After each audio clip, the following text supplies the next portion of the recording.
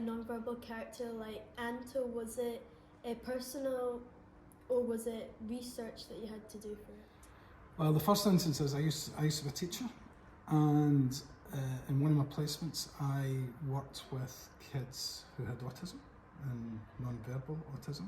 So I always had that kind of nugget in my head about writing from their point of view, how they communicate. And my daughter was diagnosed with autism, and so it's kind of personal in that sense. But I was interested in how do you communicate when you can't actually talk, and how can you communicate when you can't make the gestures or the expressions that we normally would do to communicate. Anna gets torn apart emotionally in this book, which is also emotional to read. What was your message for the reader? I think I would be honest in saying I don't always write books with a message for the reader, but what I do write when I'm writing is I'm always mindful of kids or any readers who don't read books.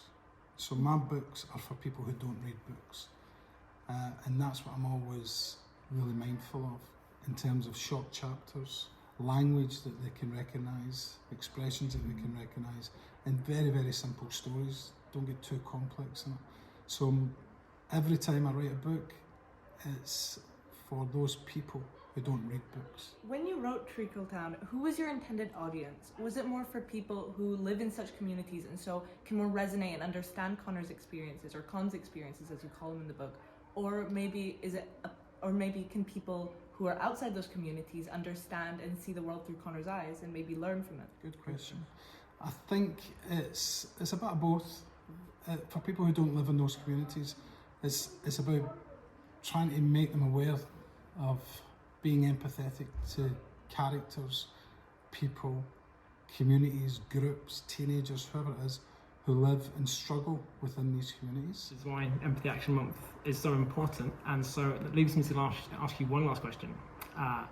Did you make an empathy resolution this year, and can you tell us what it is? I think my empathy resolution was the same as last year, and unfortunately I didn't fulfil it last year for a variety of reasons. Yeah. But this year I want to help out in local food banks.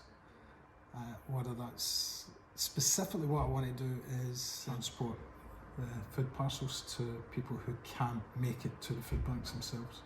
Brilliant. That's an admirable goal. I wish you good luck with that. And I really thank you for your time and answering our questions today. It's been a pleasure. Thank you very much. Guys.